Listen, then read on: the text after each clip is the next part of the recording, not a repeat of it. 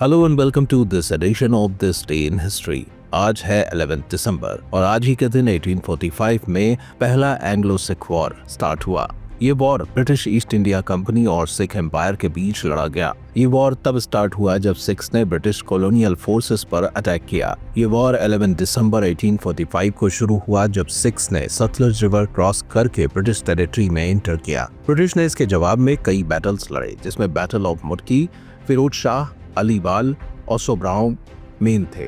Britishers ने फिरोज शाह की लड़ाई 21 से 22 दिसंबर 1845 को जीती। ये वॉर 9 मार्च 1846 को ट्रीटी ऑफ लाहौर के साथ खत्म हुआ।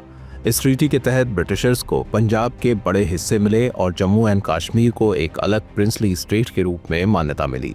ब्रिटिश ने पंजाब के कुछ पार्ट्स को एनेक्स किया और सिख आर्मी को 12,000 कैवलरी और 20,000 इन्फेंट्री तक सीमित कर दिया। आज के दिन 1946 में United Nations children's fund UNICEF establish हुआ। यूनाइटेड नेशंस जनरल असेंबली ने यूनिसेफ को इसलिए बनाया था ताकि वर्ल्ड वॉर 2 से प्रभावित देशों के चिल्ड्रन और मदर्स को इमरजेंसी फूड और हेल्थ केयर प्रोवाइड कराई जा सके। शुरुआत में इसे United Nations international children emergency fund कहा जाता था। 1953 में यूनिसेफ को यूएन का परमानेंट पार्ट बना दिया गया। 1965 में यूनिसेफ को नोबेल पीस प्राइज मिला। ये प्राइज उसके द्वारा नेशंस के बीच भाईचारे को बढ़ाने में कंट्रीब्यूशन के लिए दिया गया। आज यूनिसेफ 190 कंट्रीज और टेरिटरीज में काम करता है। इसका फोकस हर चाइल्ड के राइट्स को आगे बढ़ाने, पोलियो और मीजल्स जैसे रोगों को मिटाने, क्लीन वाटर और सैनिटेशन फैसिलिटीज इंश्योर करने, नेचुरल डिजास्टर्स और पैंडेमिक्स से प्रभावित देशों को सपोर्ट करने और लोकल लेवल पर चिल्ड्रन राइट्स रियलाइज करवाने पर है।